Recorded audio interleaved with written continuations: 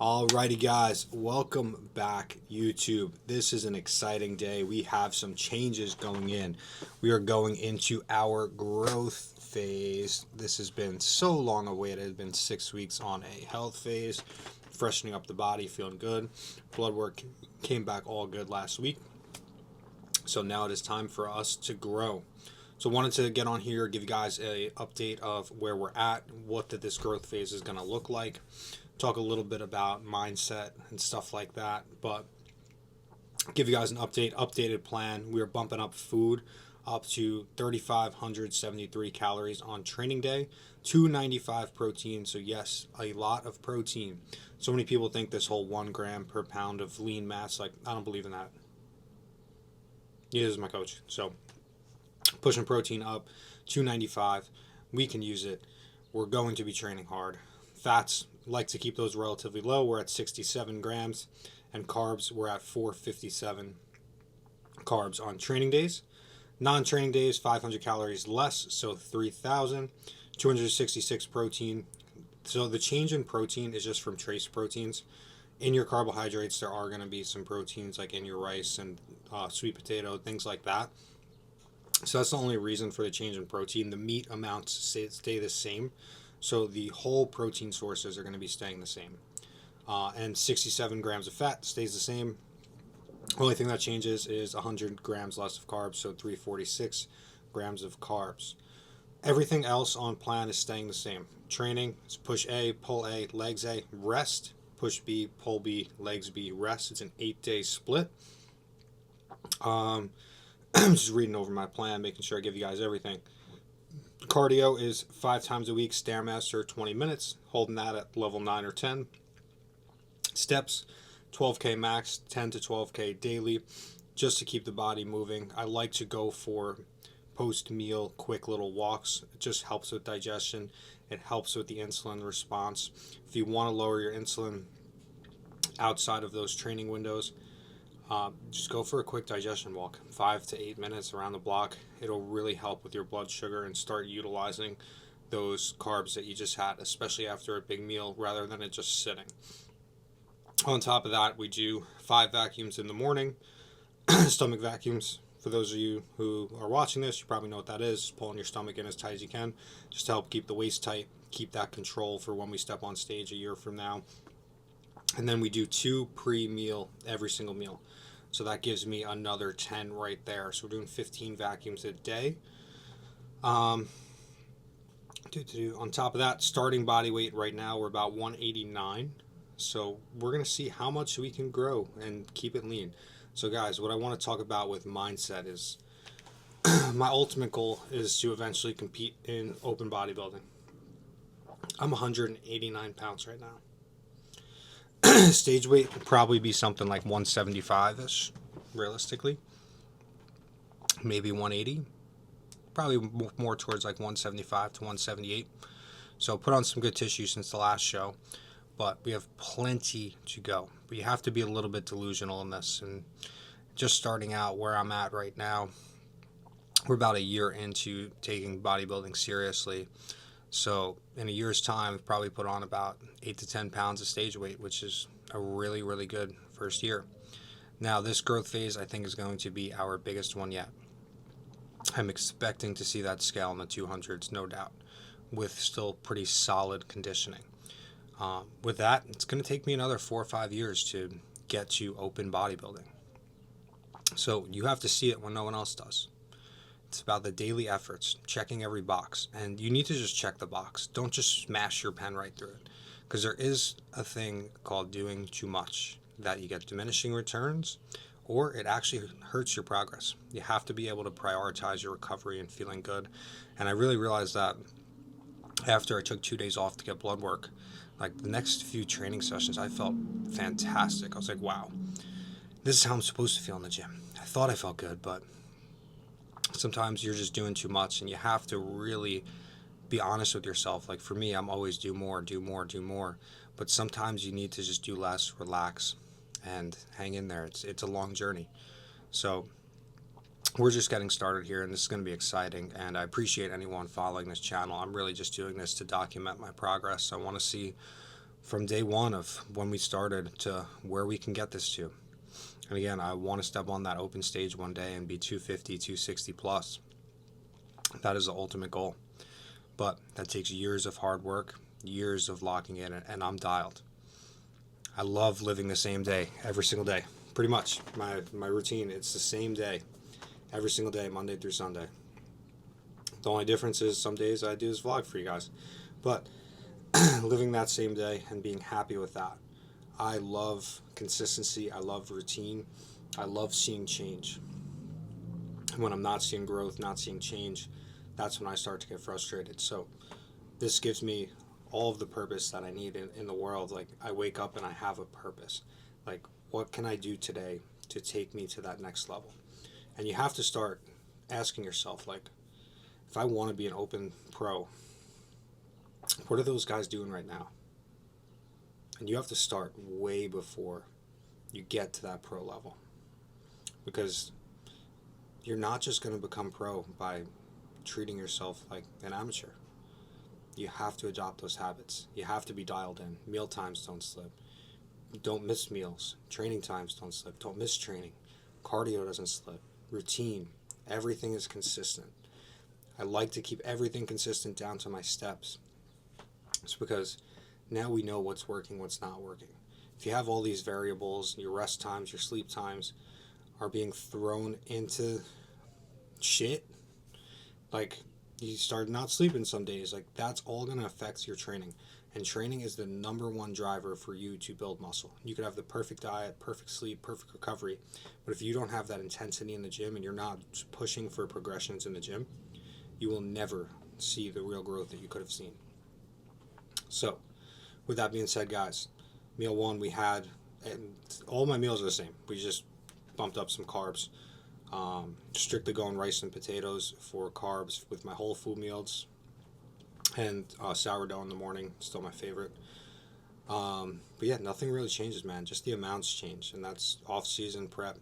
Everything stays the same. Gut health is feeling really good, so there's no need to change. Everyone thinks change is better, but sometimes you just have to stay in the pocket for long enough and push yourself. I'm excited. Today is day one of our growth phase. It is June 28th, and we're going to see how far we can push this phase. I'm excited, guys. So today we got a pull session, new pull session, got some new movements in there, freshened things up that weren't feeling great, weren't connecting great. I actually already trialed this session once. So basically when I'm starting a new phase, I'll do a transition week where it's all just about standardizing technique, making sure that the movement feels good. If it does not feel good, then we're not going to do it. So I'm excited to run this. I'll take you guys through that full pull day in a couple hours, and I'll catch you on the way to the gym. Let's get it. Alrighty, guys. We are headed to the gym. That's the got about an 8-5 minute drive. So pretty much before the gym, I always have my two cars. Again, the team does not change just because the phase changes. The only thing that changes is the amounts. Same foods, same go-to, pair of bar, press cut, chop, water center, that keeps them on point.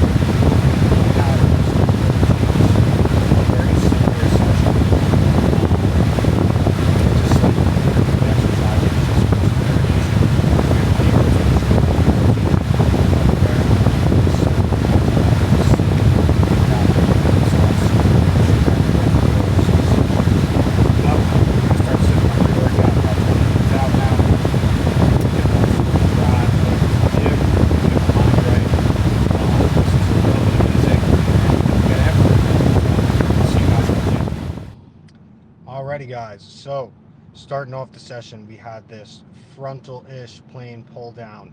So the way I like to set this up is that the handle lines up with my hip. So I scoot a little bit towards the working side. So my butt's a little bit off the pad here.